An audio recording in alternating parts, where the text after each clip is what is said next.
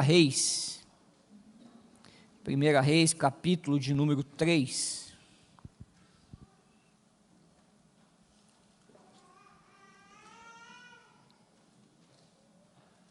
Primeira Reis, capítulo de número 3, eu estarei lendo os versículos 3 ao de número 10. Diz assim a palavra do Senhor: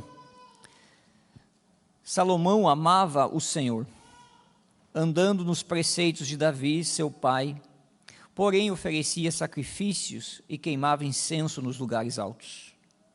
O rei foi a Gibeão para lá oferecer sacrifícios, porque era o lugar alto mais importante. Naquele altar, Salomão ofereceu 1000 holocaustos. Em Gibeão, o Senhor apareceu a Salomão de noite em sonhos. E Deus lhe disse: peça o que você quer que eu lhe dê. Salomão respondeu: foste muito bondoso com o teu servo Davi, meu pai, porque ele andou contigo em fidelidade, em justiça, em retidão de coração, diante da tua face. Mantiveste para com ele esta grande bondade, e lhe deste um filho que se assentasse no seu trono, como hoje se vê. E agora, ó Senhor, meu Deus, tu fizeste reinar teu servo em lugar de Davi, meu pai. Mas eu não passo de uma criança, não sei como devo agir. Teu servo está no meio do teu povo que escolheste, povo grande, tão numeroso que não se pode contar. Dá, pois, ao teu servo coração compreensivo para governar o teu povo, para que com prudência saiba discernir entre o bem e o mal. Pois quem seria capaz de governar este teu grande povo? Estas palavras agradaram ao Senhor, por haver Salomão pedido tal coisa. Pai, novamente no nome de Jesus oramos ao Senhor, e agora que a tua palavra foi aberta, foi lida, nós pedimos a sua ação em nossas vidas. Nós pedimos que a tua ação poderosa por meio do teu Santo Espírito, ó Deus, venha a ministrar aos nossos corações nesta manhã. É isso que eu te peço em nome de Jesus. Amém. Provavelmente você já assistiu aqueles filmes ou desenhos animados onde aparece um gênio, não é mesmo? Com certeza sim, né? E com certeza a sua imaginação naquele momento no qual você está assistindo aquele desenho, ou aquele seriado, ou aquele filme, a sua mente ela chega até a viajar um pouquinho, né? E você começa a pensar assim: poxa, se eu achasse essa lâmpada, se eu esfregasse essa lâmpada e aparecesse esse gênio. Às vezes aparece um gênio bonzinho, às vezes aparece um malvado, às vezes aparece um gênio enganador, não é? Mas, pensando nisso, eu fiquei pensando na questão assim de quais seriam os meus 3 pedidos ao gênio. Provavelmente alguns aqui vão pedir assim, exemplo, para o Paraná Clube ser campeão da Libertadores. Não é? Eu ia pedir uma máquina de Coca-Cola infinita. Mas então assim a gente gera tantas questões, né, relacionadas a isso, mas na verdade é que muitos desses pedidos, e nesses seriados, nesses desenhos, o que demonstra na realidade, são aqueles pedidos aonde o eu está na frente, aonde as questões materiais estão no alvo, aonde as pessoas realmente pedem por coisas materiais, ou por situações relacionais, ou por situações sociais, de grandeza, de status, e assim por diante. Nessa semana que passou, eu fui tomado por Deus, diante de uma revisão a qual eu estava fazendo do projeto do Bacaxeri, e o tempo foi passando, e deu 4h15 da manhã, e eu ainda estava lendo o projeto e revisando algumas questões. Mas em determinado momento, olhando para tudo aquilo, para aquela bagunça em cima da mesa, o meu pensamento e o meu coração foi diante de Deus e eu perguntei para o Senhor: Senhor, são muitas estratégias, são muitas coisas, muitos detalhes, muitos pensamentos, muitas leituras e assim por diante. E eu perguntei ao Senhor até onde isso é bom, até onde isso é benéfico, até onde o Senhor está atento a toda essa questão. E daí veio rapidamente ao meu coração e eu revisitei esse texto, porque a única coisa que eu pedi ao Senhor era por sabedoria, para que o Senhor me encaminhasse e desse a visão, a estratégia, os pontos principais aos quais devem ser abordados.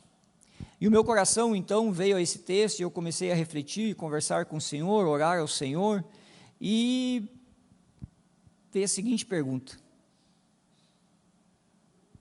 quando foi a última vez que eu fiz uma oração que agradou o coração do Senhor, diante de tudo aquilo que eu estava pensando e planejando? Mas não só para aquele momento, mas no contexto de toda a vida. De repente eu comecei a refletir e pensar no seguinte: o quanto os meus pedidos agradam o Senhor. Ou se é que eu fiz algum pedido algum dia que agradou o Senhor. A verdade é essa, que muitas vezes nós estamos envolvidos com tantas coisas e fazemos alguns pedidos ao Senhor que na realidade não agradam o Senhor, ou não tem nada a ver com o propósito que o Senhor nos deu. Queridos, a vida de Salomão nos ensina algumas lições preciosas para as nossas vidas, e eu gostaria aqui de destacar 3, diante dessa questão de que Salomão se coloca diante do Senhor, com um coração, sim, contrido, com um coração pensante diante de Deus, para que assim o Senhor lhe conceda aquilo que era necessário para a vida dele. Então eu gostaria aqui de pontuar 3 princípios, 3 direções de pedidos que agradam o Senhor. Porque no versículo de número 10, após Salomão então fazer o seu pedido ao Senhor, o versículo de número 10 nos diz o seguinte: que estas palavras agradaram ao Senhor por haver Salomão pedido tal coisa. A primeira situação que eu gostaria aqui de pontuar com os irmãos essa manhã é que Deus se agrada da oração de um coração piedoso. Deus se agrada da oração de um coração piedoso. Olhando para o texto, você pode perceber juntamente comigo no versículo de número 3 e 4, que vai falar de 2 situações internas do coração de Salomão. Não está falando somente da questão externa, da exposição a qual ele estava ali exercendo diante de Deus, mas o que nos diz aqui, na verdade, primeiramente, é uma questão interna do coração. E o texto vai dizer assim, que Salomão, primeiramente, ele amava a Deus. Amava a Deus. O seu coração não estava em dúvida com relação ao amor dele na direção do Senhor. O seu coração estava integralmente na direção do Senhor. Mas o texto também nos avisa, nos afirma, dizendo o seguinte, que Salomão não somente amava o Senhor, mas ele andava também nos preceitos de Davi. Salomão não era alguém que falava sobre amor e não andava nos preceitos de amor que o Senhor então estava propondo. Pelo contrário, Salomão amava e Salomão também andava nos preceitos do Senhor. Ou seja, Salomão obedecia à voz de Deus. Salomão tinha essa vida de forma integral diante do Senhor, diante do amor e diante do andar diante do Senhor. Mas também o texto vai nos falar que Salomão não somente amava, que Salomão não somente andava, mas que Salomão também oferecia sacrifícios ao Senhor, ao ponto que no monte mais alto, em Gibeão, ele ofereceu 1000 holocaustos. Uma vida também sacrificial na direção do Senhor. amar, andar e oferecer a vida ao Senhor. Eu, pensando nos pedidos,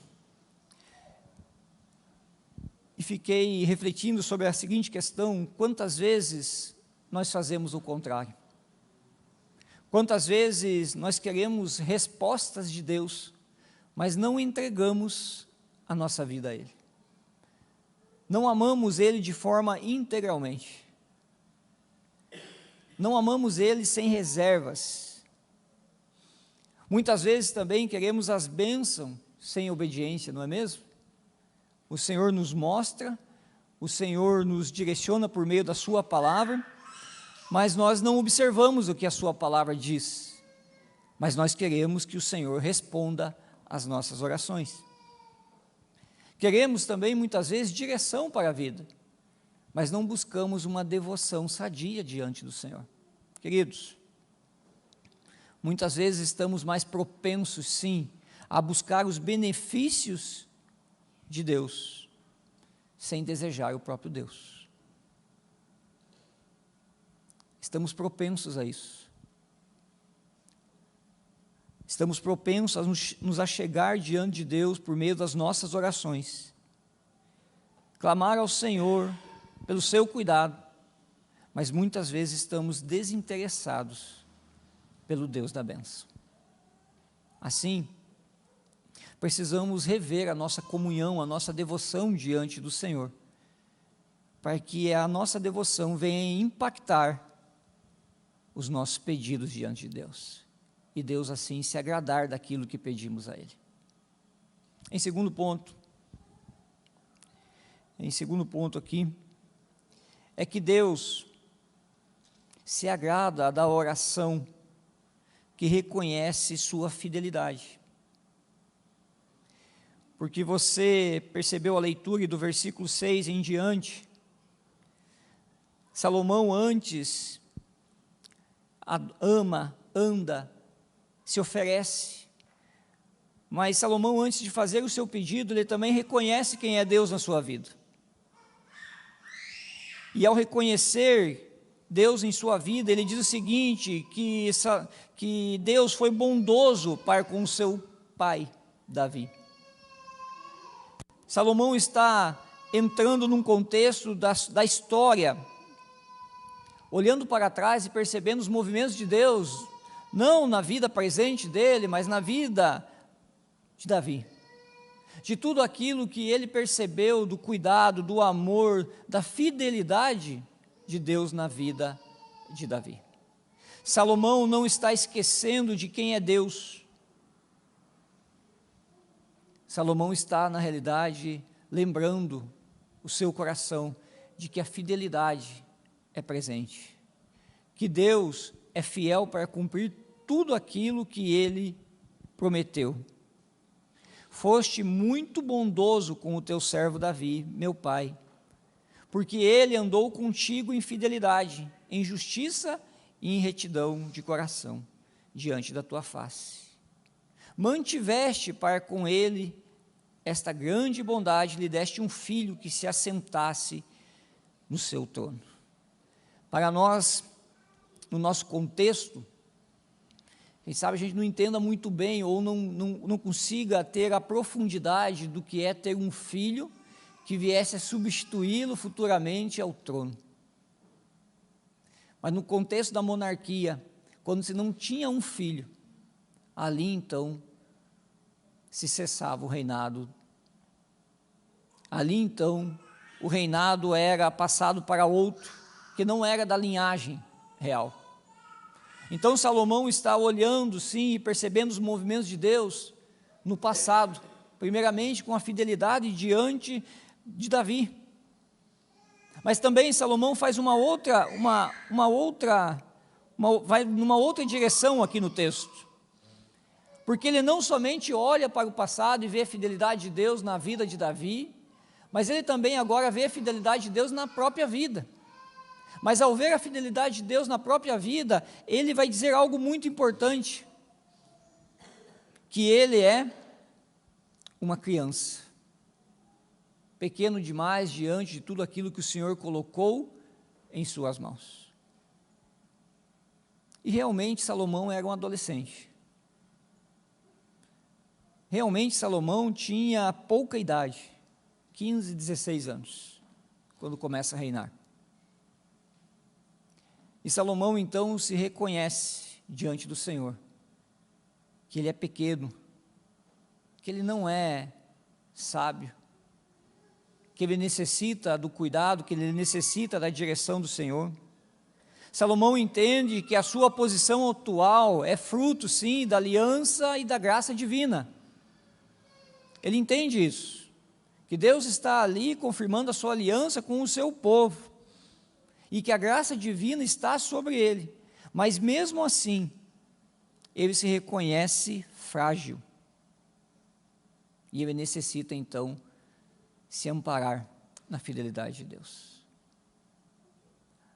Os nossos pedidos, as nossas orações, devem estar permeadas por uma consciência de fidelidade de Deus para com os seus, de um Deus que fez uma aliança conosco, e um Deus que não vai deixar de cumprir essa aliança.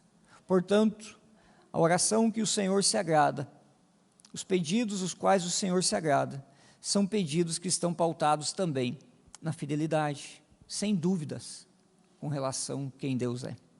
Em terceiro lugar, a terceira lição que tiramos do texto: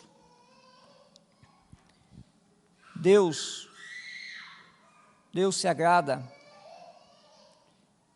de uma oração que busca sabedoria para cumprir seus propósitos. Porque o texto ele vai nos dizer, após Salomão então relembrar de todo o contexto, de que o Senhor fez com Davi, do que o Senhor está fazendo agora com ele. Salomão vai dizer o seguinte do versículo 8: o teu servo está no meio do teu povo que escolheste, povo grande, tão numeroso que não se pode contar. Salomão aqui tem um grande desafio, pouca idade,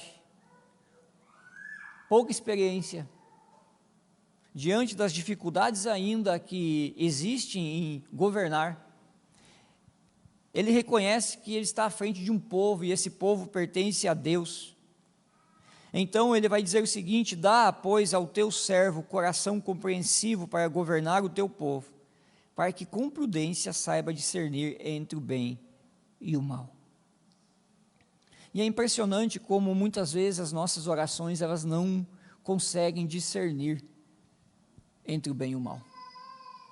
Porque às vezes nós temos a capacidade, sim, de não entender os propósitos de Deus para as nossas vidas e pedir coisas erradas, pedir coisas que não estão alinhadas à vontade de Deus, ao propósito de Deus para as nossas vidas. Muitas vezes estamos mergulhados em questões, sim, de dificuldades, de aflições, e ao estarmos assim, diante dessas demandas, nós fazemos orações as quais na verdade desagradam ao Senhor e não agradam ao Senhor. Porque o nosso coração não está focado nos propósitos de Deus, não está alinhado com a vontade de Deus.